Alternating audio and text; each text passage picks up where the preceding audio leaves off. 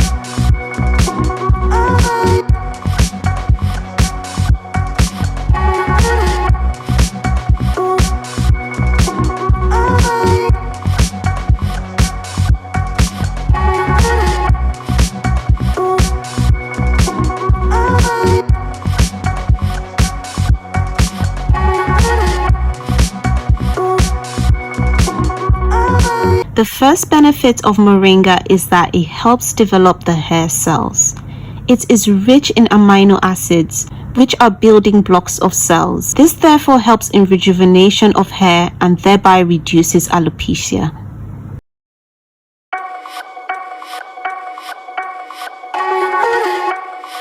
The next benefit is that it activates the dormant hair follicles, thereby enhancing hair growth on the bald areas on your scalp. In addition to that, it nourishes your hair follicles and strengthens your hair strands.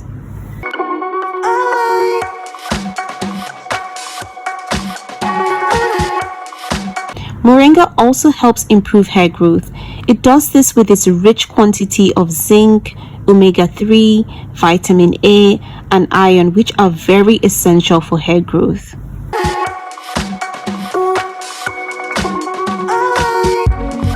Moringa happens to have antibacterial and antifungal properties, which help in prevention of dandruff, itchy scalp, psoriasis, eczema, and bacterial blisters. So if you're really having any scalp issues, this is a really good powder to try out.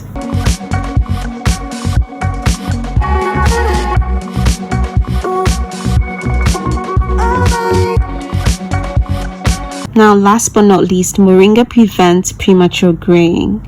Since Moringa is rich in vitamin C, this acts as an antioxidant. The presence of free radicals in vitamin C therefore cause a delay in the loss of melanin pigment, which is important for retaining the hair color.